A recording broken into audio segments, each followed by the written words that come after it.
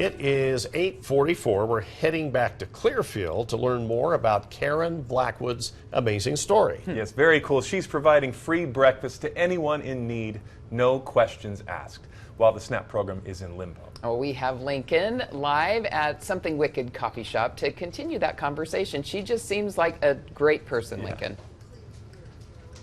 Yeah, it's been really fun to talk to her. And you mentioned for people who rely on those SNAP benefits, but really, as she said, this is for furloughed workers as well. So, Jeremy, come in and show this breakfast that they can get. Karen, you call this the SNAP breakfast, right? Just describe what it's made up. It's a sausage, egg, and cheese biscuit. Biscuits are made right here. Great, just old-fashioned butter biscuit. Muffin, and either orange juice or coffee. Okay. And what do they need to say to be able to get this? I'd like a SNAP breakfast. That's it. You've made it easy, right? No verification, no proof. Just come in and say SNAP breakfast, and we got you covered. I asked you this earlier. I want to ask you again. Why did you decide to do this? Why did you feel like you wanted to help people kind of through this weird time of a government shutdown and all the implications we're seeing because of it? So, okay, I don't have a lot of money to donate towards, helping people, but the one thing I can do is cook, and so we use our strength to serve the public. And you described your community a little bit earlier, too. I think that's worth a repeat as well. You think this is something special you have here in Clearfield? I absolutely do. I think it's something, not just Clearfield, but here in my shop, it is a community hub. And we absolutely love serving the community, coming together. My people will step up. Anytime I say, hey, I'd really like to do this, whether it's collecting toys at Christmas time, collecting school supplies, we've done that. Just anytime I say, hey, there's a community need and I'd like to be able to help, and people step up. They absolutely do. Now, between our last segment and this segment, you actually had someone call and ask about this. Yes.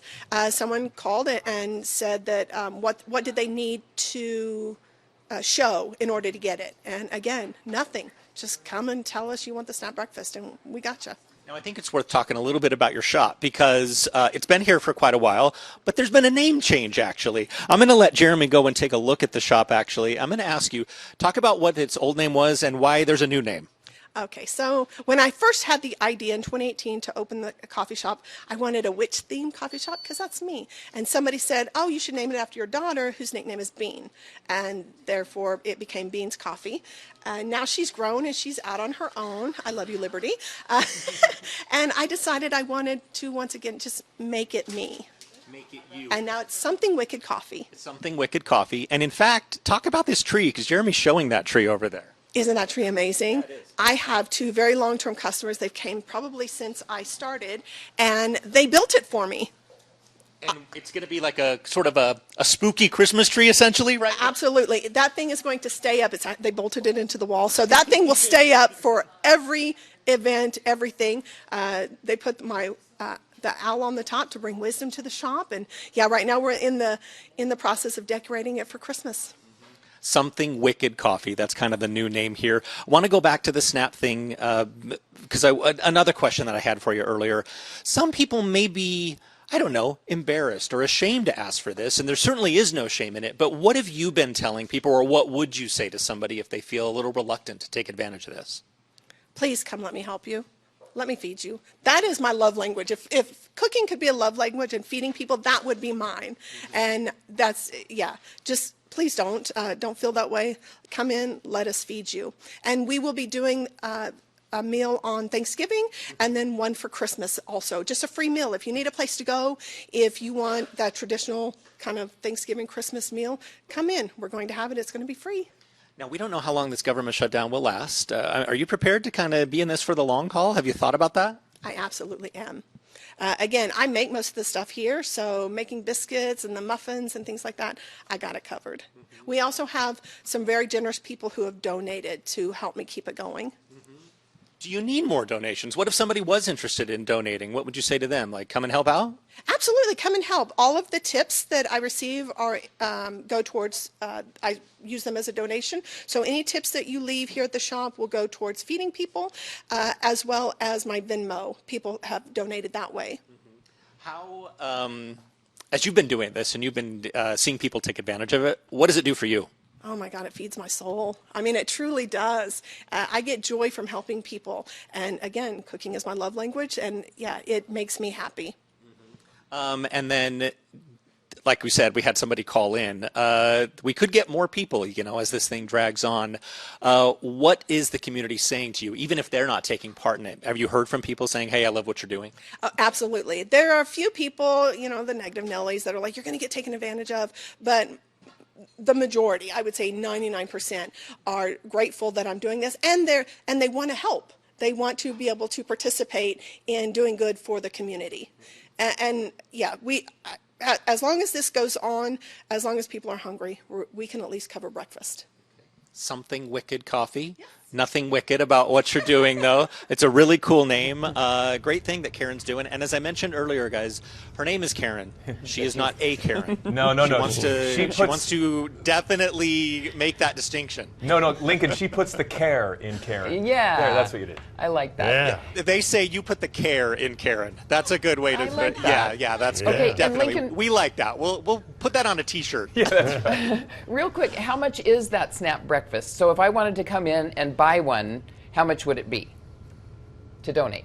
Okay, so Mary Nichols, our anchor, she wants to know how much that SNAP breakfast would normally be, because that's a good way of donating. You could say, I want to pay the cost of one SNAP breakfast. What is one breakfast? It's about $9 for the food alone. Of course, it doesn't incorporate time because this is all on a donation basis, but it's about $9. Okay, there you have it. We'll send it back to you guys. A nice hearty breakfast. So if you can go in and maybe pay it forward and help somebody Buy else two. in That'd that be donation. great Yeah, idea. there you go. All right, we appreciate that, and we need more Karens in Yes. the world. More right? caring. Yes. We'll be back. It is 8:15. With SNAP benefits being in limbo, the community is stepping up to help those in need. One example, Karen Blackwood. She's the owner of Something Wicked Coffee Shop, one of the many businesses now getting involved in helping the community. Let's head to Lincoln, who's there at that coffee shop in Clearfield, to learn more. What's going on, Lincoln?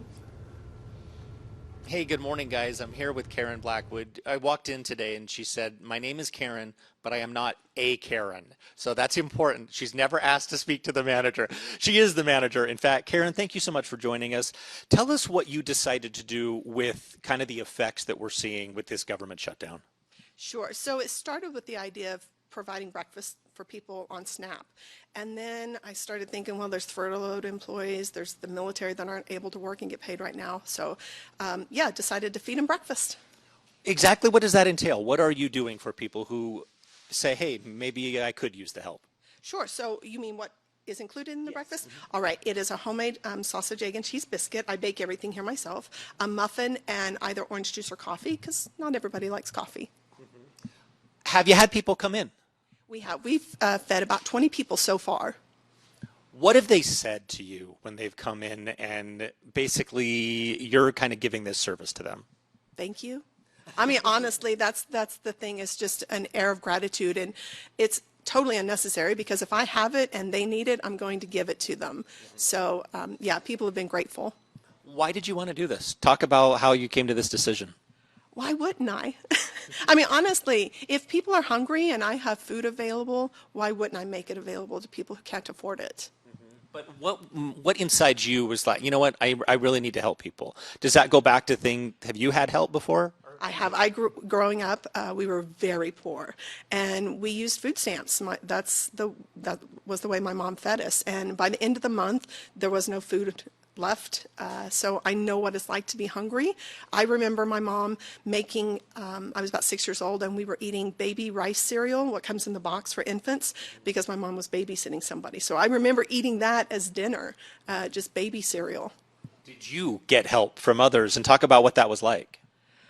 Well, no, not really. We ended up on SNAP. There wasn't the community like there is here, where people were stepping up to help other people. What is it about your community? Talk about it, because you've been in this shop for a little while now. Talk about the community and how they do come together, I guess, and how you're part of that. So my customers, my friends, if you are a customer here, you're also my friend.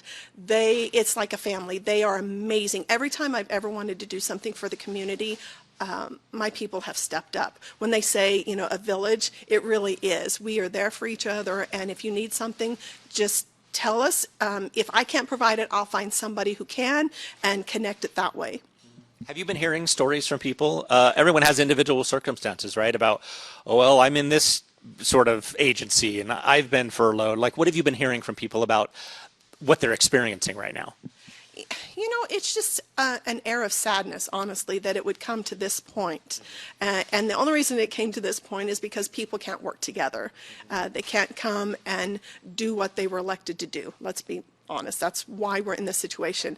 And a lot of people are suffering because of it. If you have to choose between paying rent and eating or buying medicine and eating, you know, you're going to pick certain things, and that's where I'm stepping up, is to provide breakfast. But if other people could maybe provide lunch, or there are food pantries so they can get food to go for dinner, you know, it's just one meal, but hopefully it'll make a difference. There's no shame in asking for help, but do you get people who seem to be embarrassed by it, and what do you say to people to overcome that, I guess? There have been some, and you can tell this is not what they want, right? It's not that they're abusing the system, which is what some people cautioned me about. No, it's that they come in and they're wanting to get food, and there is no judgment here. All they have to say is SNAP breakfast, and we'll take care of them. There's no questions, there's no verification. You don't need to prove anything. If you're hungry, come. And yeah, you can tell people are a little embarrassed about needing to ask, but they don't need to do that here. There's no embarrassment at all. Has it impacted your business? Do you think it will impact your business in a negative or positive way? It's been positive. I have a lot more people coming in because they want to help. Now, when I first started this, it was just going to be me because I have the food, so why not provide it, right? And people chose and asked how they could help, how they could donate. I decided to let people donate simply because why should I have all of that joy? There's a joy that comes to helping people. Yeah. Well, Karen, we're going to chat with you in about a half hour here. We're going to talk about a few more things. We're going to ask about your shop because I know you've changed it recently, so that's kind of a fun thing. But we'll talk more about what you're doing for the community. That's coming up in, like I said, about a half hour, guys. We'll see you then. I love Cool. that. She's Oh, yeah, accepting that's- donations because she wants them to feel a joy Share too. the joy, sharing the love. All love boats that. rise in the harbor. Yes. Karen, that is awesome. Great story there. Well,